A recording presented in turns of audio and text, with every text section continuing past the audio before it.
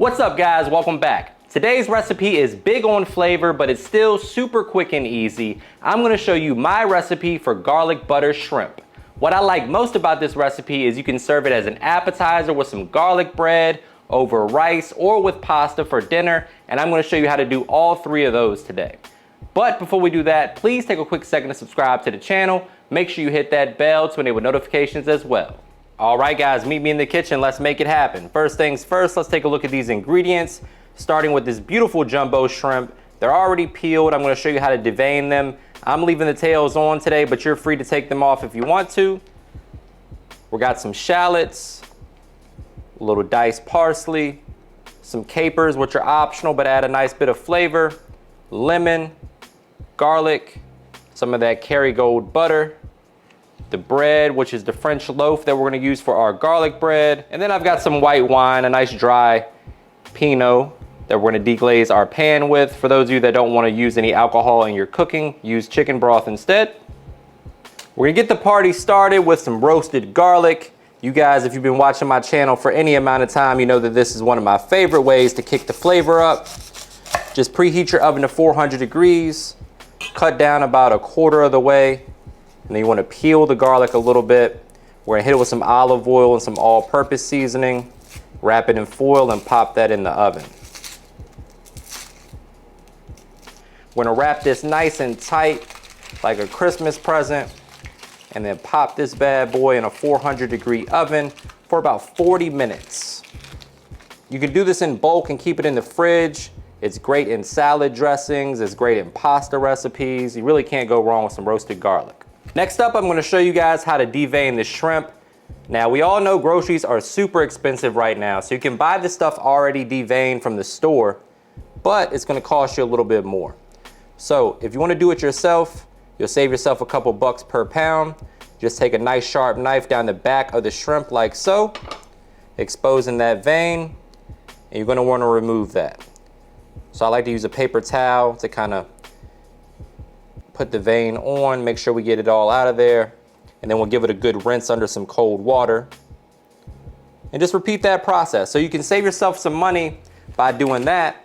So not only are you saving money, but you're adding flavor to the party. We have these fantastic shrimp shells that we can put in the freezer for any time we want to make a delicious seafood stock from scratch. So now that we have our shrimp clean and dry, we're gonna go ahead and season it up. First things first, we're going in with my all-purpose seasoning, or you can just use a blend of salt and pepper, some onion powder, some garlic powder, stuff like that would work great here. My AP seasoning is low sodium, so if yours is not, you might want to go a little bit lighter. We're also going in with some Tony's Creole seasoning. Any Cajun or Creole seasoning will work well here. Old Bay would work also. Use whatever your favorite stuff is that you got laying around the house. Then the last thing that we're gonna use for our shrimp is the Italian seasoning. About a teaspoon or so of that, just to get some nice herb flavor in there. We got some fresh parsley going into the sauce a little bit later. So get in there with your hands, mix that around, make sure the shrimp are evenly coated and all of that seasoning is evenly distributed. If it's not, go ahead and add a little bit more.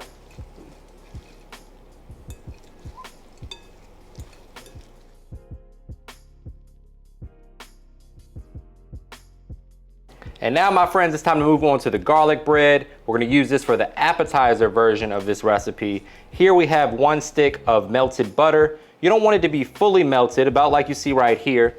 To that, we're gonna add a little bit of this roasted garlic that we made earlier. A couple cloves of that going in. Still very hot. That's why these gloves come in handy. We're gonna mix that in and then go in with a little bit of seasoning. So a little salt and pepper, a little all-purpose seasoning, whatever you gotta work. And then we want to add a tablespoon or 2 of freshly diced parsley. Give that a good mix. And then we're going to grate in some fresh Parmesan cheese as well, and some red pepper flakes, and you got yourself a delicious garlic bread spread.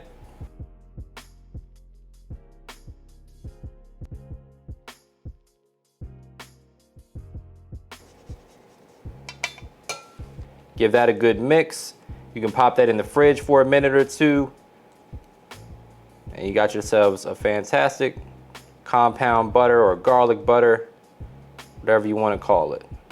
So as you can see, we have our French bread cut in half on an aluminum foil lined baking sheet for easy cleanup. We have our oven preheated to 400 degrees. And most importantly, we have this fantastic garlic butter with the roasted garlic. You can use minced garlic if you want to. We're gonna spread that on nice and thick. Make sure you distribute it evenly. Don't be shy with this stuff, it's magic in here. Oh man, nothing like some good garlic bread. Look at that roasted garlic.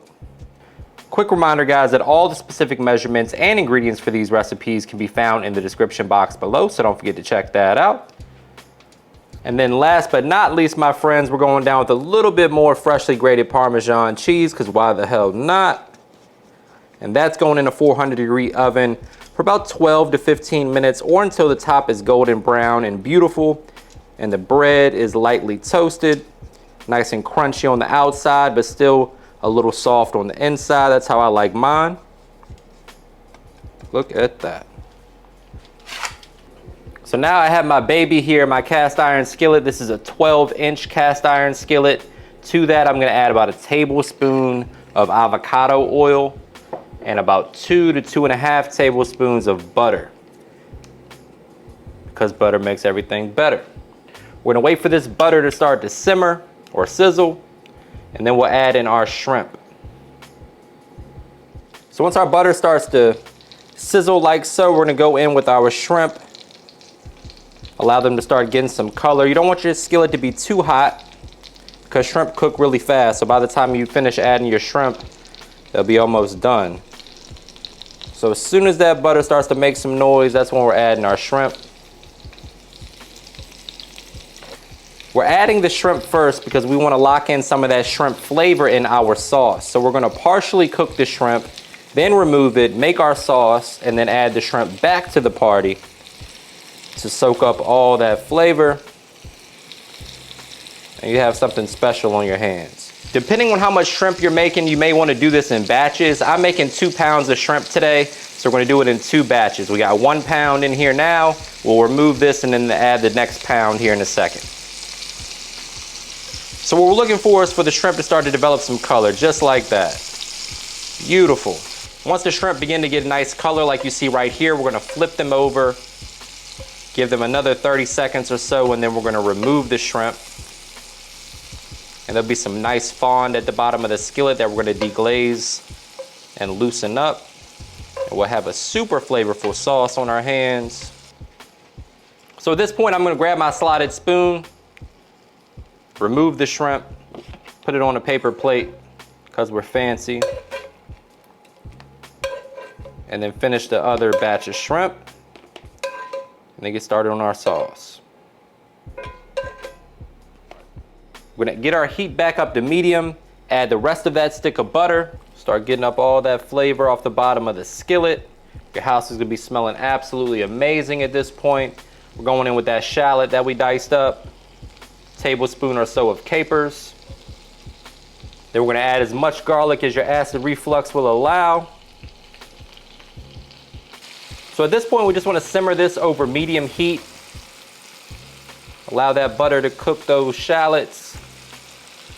And now we're gonna deglaze with our white wine. Remember guys, if you don't wanna use the wine, you can always use a little chicken broth or vegetable stock, something like that. Anything like that will work just fine.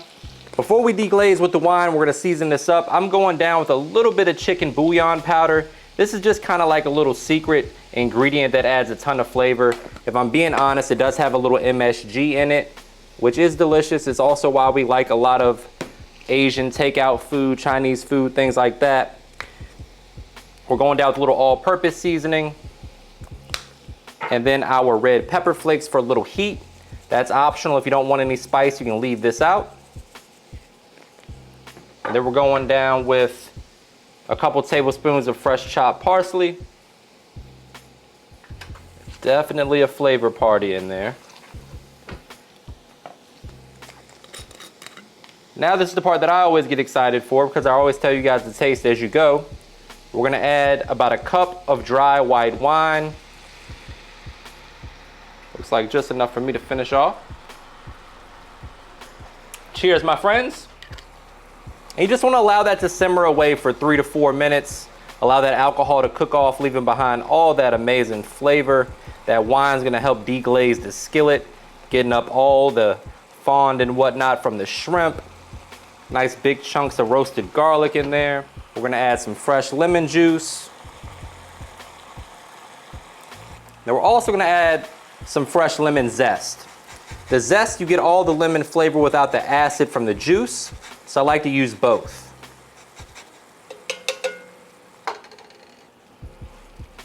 Look at that, my friends. That is, oh man, that's looking good.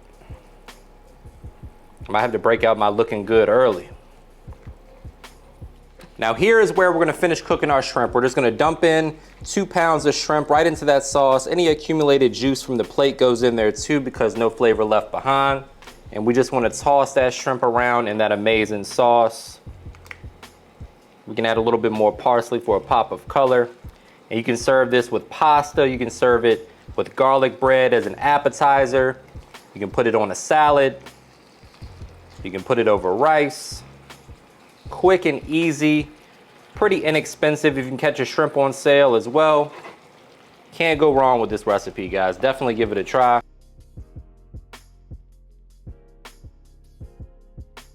So there's a number of different ways you can plate this up. One of my favorites is with some pasta noodles like you see right here. We have a little bucatini pasta.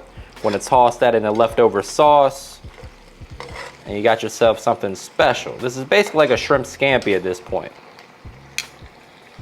Brace yourself for a trademark money shot. Say it with me, guys. Looking good. And now for the moment of truth. My favorite part. It's time to get in here for a taste test. But before we do that, please take a quick second to subscribe to the channel. Make sure you hit that bell to enable notifications as well. All right, guys, let me get in here for a shrimp. Remember, you can leave the tail on or tail off. I'm sure someone will say mean things to me in the comments about leaving the tail on these bad boys. But man, that looks good.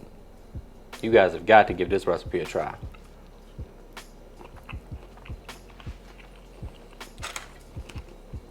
Not supposed to be eating bread, but what the hell.